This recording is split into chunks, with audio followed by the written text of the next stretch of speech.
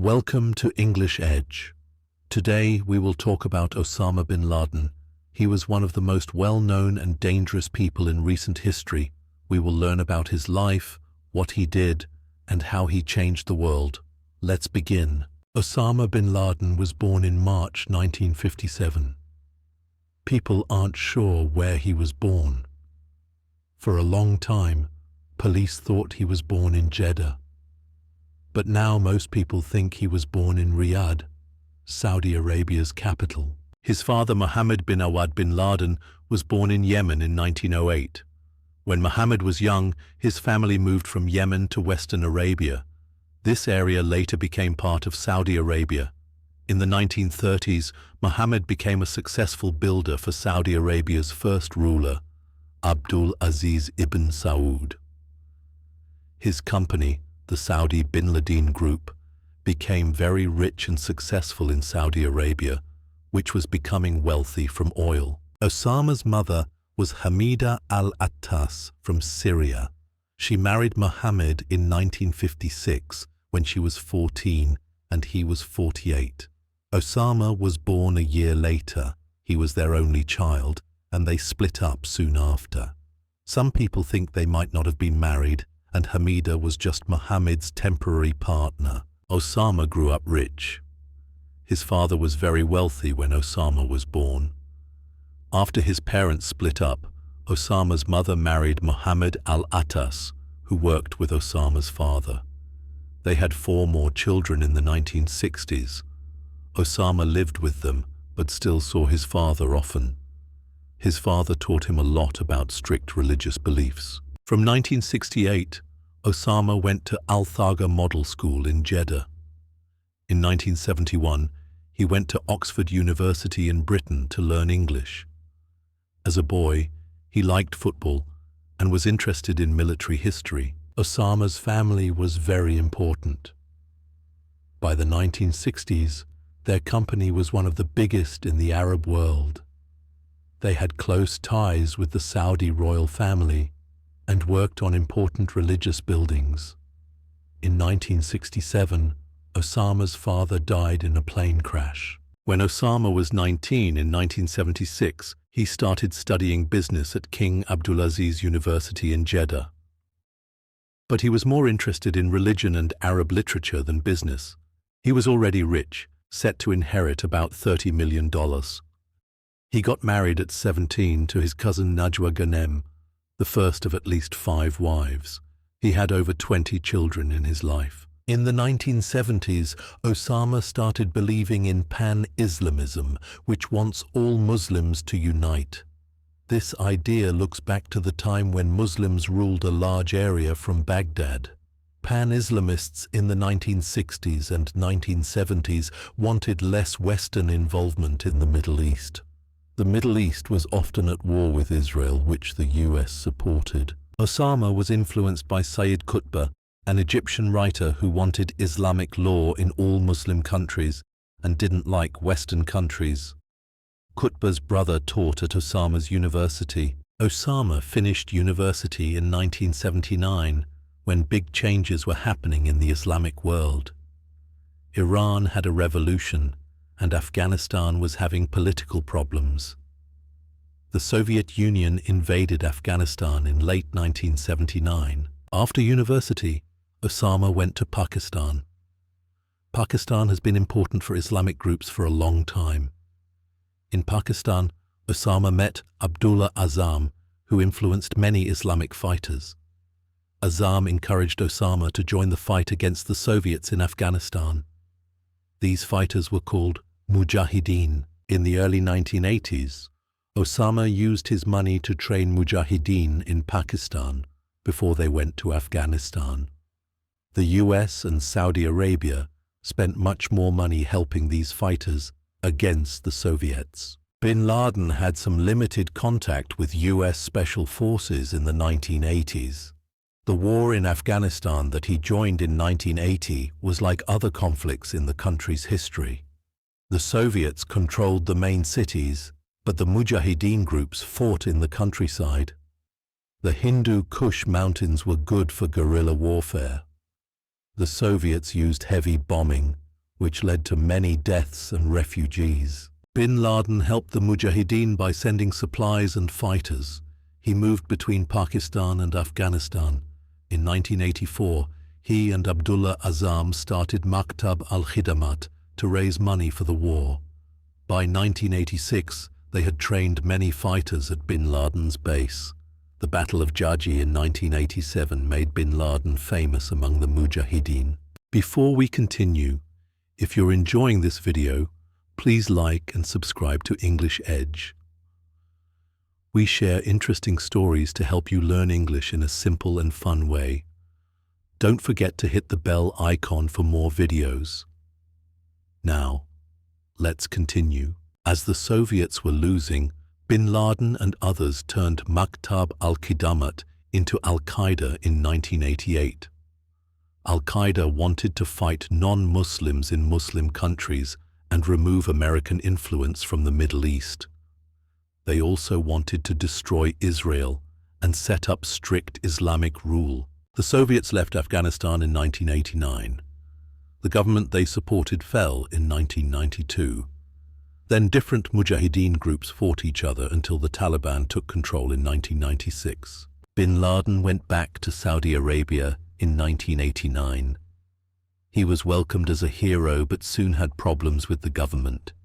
He wanted Saudi Arabia to fight in South Yemen, but they refused. When Iraq invaded Kuwait in 1990, Bin Laden didn't want American troops in Saudi Arabia. He offered to defend Saudi Arabia with his own fighters, but the government said no.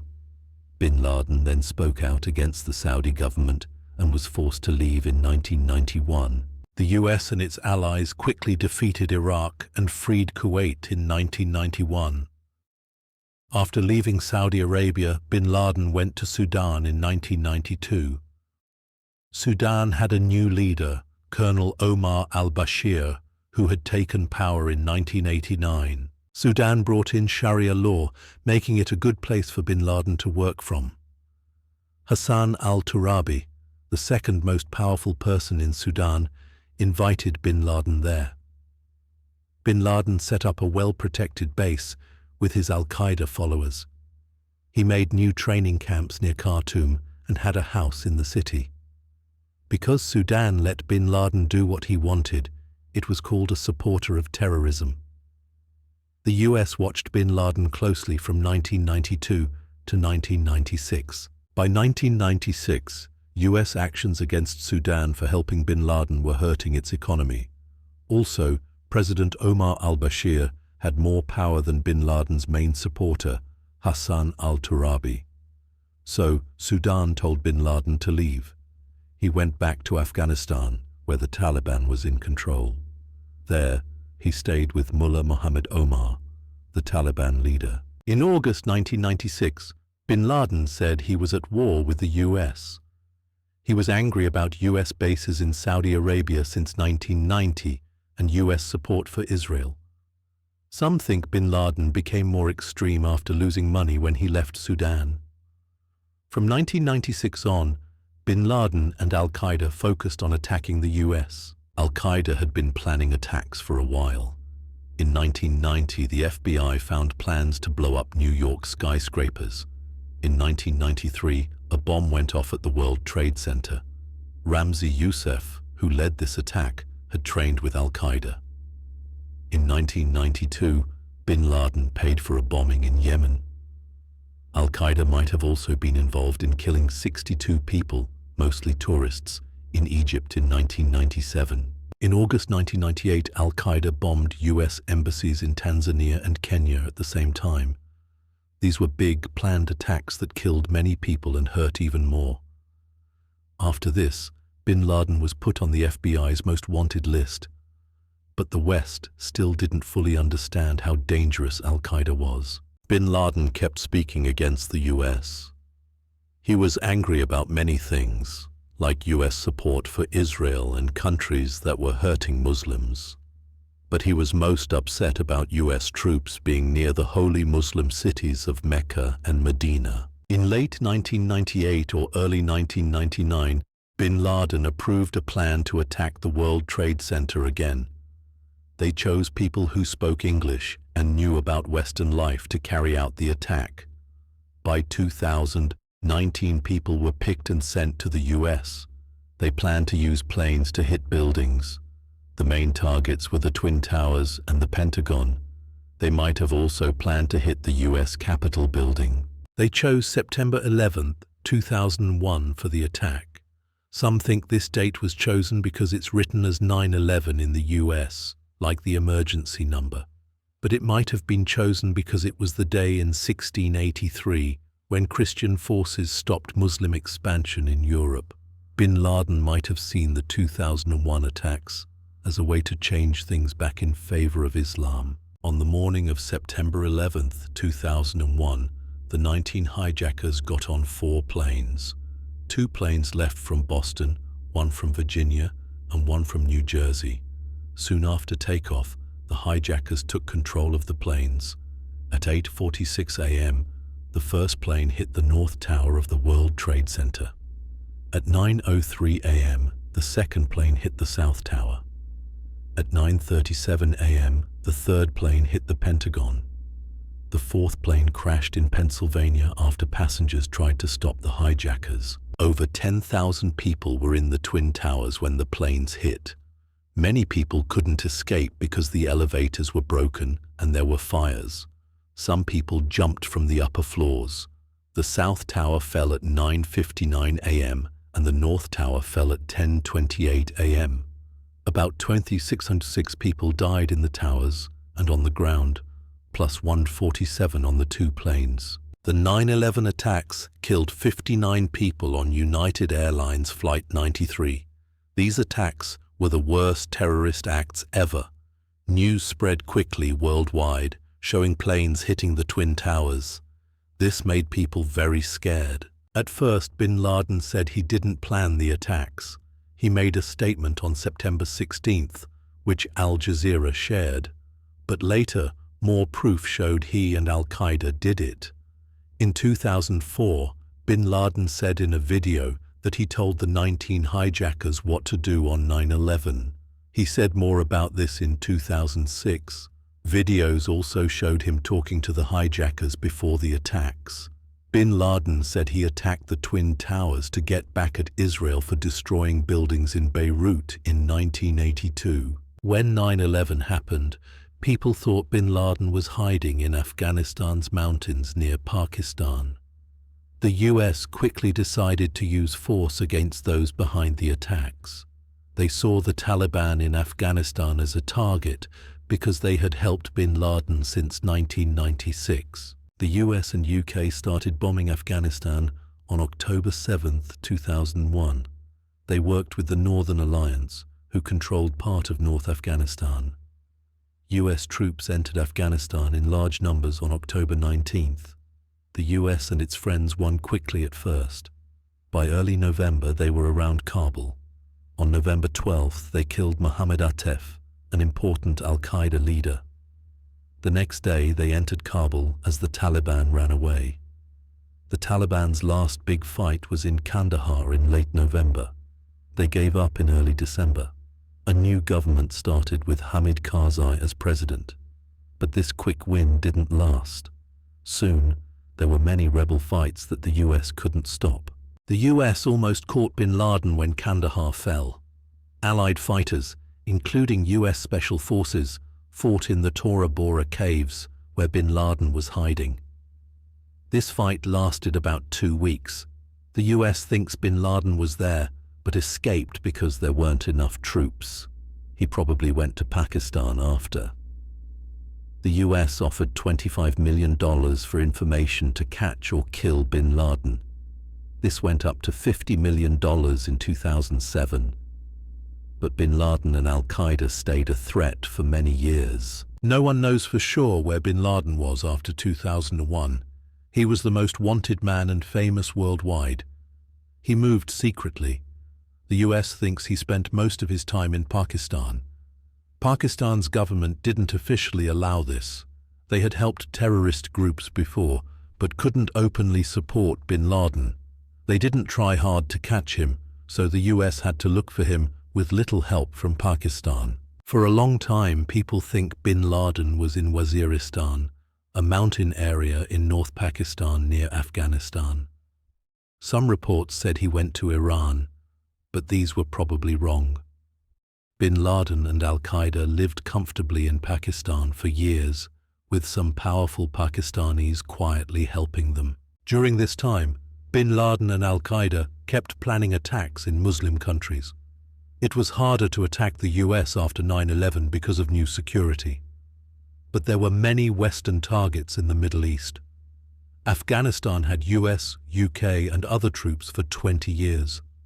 Iraq soon had more Western presence. After beating the Taliban, US President George W. Bush wanted to change more governments in the Middle East, saying they helped terrorists. Iraq was a main target. Some countries like France didn't agree. They thought the US was using 9/11 as an excuse to control oil-producing countries. Despite this, the US and UK, with some other countries, attacked Iraq in March 2003. They said Hussein wanted to get big weapons and liked bin Laden. Bin Laden was angry at America for hurting Iraq's money after the Gulf War, but Hussein didn't really help bin Laden much. The US attacked Iraq like they did Afghanistan. They beat Hussein fast, but then fighting started again and lasted for years. Bin Laden and Al-Qaeda tried to make Sunni and Shiite Muslims fight each other in Iraq. They blew up a holy place in Samarra, which made people very angry and many died. The war got better later when more US soldiers came and some rules changed, but Al-Qaeda kept attacking, like bombing Baghdad and a holy place in Karbala. Bin Laden moved to a new house in Abbottabad, Pakistan. It was big and had high walls to keep him safe. He lived there with his family from about 2006. The US found out about this house in 2009 and watched it closely. They thought bin Laden was there but couldn't be sure.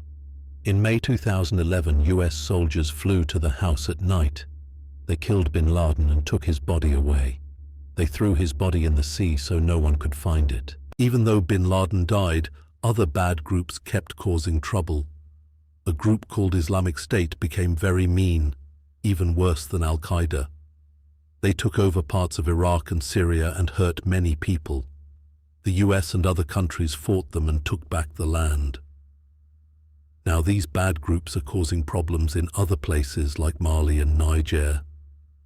The Taliban also came back to power in Afghanistan when the US left in 2021. Bin Laden was a very important person in modern Islamic extremism. He learned about these ideas when he was young. He had a lot of money and knew important people in Saudi Arabia. When Russia attacked Afghanistan in 1979, he used his money and connections to help fight them. Osama bin Laden fought against the Soviet Union in Afghanistan during the 1980s. If he had stopped there, he would not be well known today. However, after the Soviet war, he began to support strict Islamic ideas. During the Gulf War, he showed his growing dislike for America and his willingness to disagree with Muslim leaders, like the Saudi royal family, if he thought they were going against Islam. In the 1990s, bin Laden and Al-Qaeda became more extreme, carrying out worse bombings. The worst was the 1998 US embassy bombings, which killed and hurt many people. But the attacks on September 11, 2001, made bin Laden and Al-Qaeda most famous. On that day, 19 hijackers following bin Laden's orders killed over 2,700 people in a few hours. Many more people died later because of injuries from the attacks. The mental impact was also very bad. Most people remember where they were when they heard about the attacks and saw the planes hit the Twin Towers on TV. Life changed a lot after that day. There was more security in Western countries to stop future attacks. Wars started in the Middle East, and for years there was often news about big events in Afghanistan, Iraq, or other places. This led to the rise of ISIL and many people trying to leave Syria and Iraq. By then, bin Laden was dead, killed in a hidden house in Abbottabad where he had been hiding for 5 years. But his violent actions had changed the world a lot. What do you think about Osama bin Laden? Would it have been better if he was caught alive and put on trial for what he did? Please tell us what you think in the comments. History has many important people, and learning about them helps us understand the world. What do you think about this topic? Let me know in the comments. Don't forget to like, share, and subscribe to English Edge. See you in the next video.